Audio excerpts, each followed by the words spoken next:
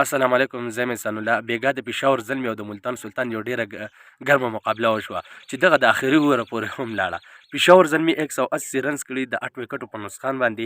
پېښور زلمي کې ښه بیټنګ چې دی دا حسیب الله وکړو چې د په 18 بال باندې 37 رنز ورکړه او بابر اعظم په 26 بال 31 رنز ورکړه. بیا د ملتان د سیټ نه بالینګ چې دی نو هغه محمد علي په 4 اوور کې 23 رن 2 وکټې واخیستې چې ډېر ښه بالینګ یې وکړو. او ډیوډ ویلي چې دی نو د په 4 اوور کې چې دی نو 28 رن 2 وکټې واخیستې. د ملتان د سیټ نه ښه بیټنګ چې دی نو دا ډیوډ میلان وکړو چې د په 25 باله باندې 52 رنز وکړه. او یاسر خان چې دی نو د په 37 باله 43 رنز وکړه چې آوټ شوله. د پېښور د زلمي د سیټ نه ښه بالینګ چې دی نو دا عارف یعقوب وکړو چې د په 4 اوور 43 رنز ورکړي دي او 4 وکټې واخیستلې.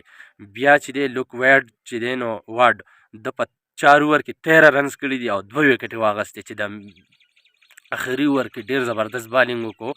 او دغه میچ چې دی پېښور زلمي په خپل نوم کو او نوین الحق پکې هم 2 وکټې اخیستې دي. نو ډېر زبردسته مقابله وشوه. ملګرو زموږ پیج لایک کړئ، فالو کړئ. د کرکټ څومره هم انفارمیشن ستاسو سره به شیر کوو. الله پامان.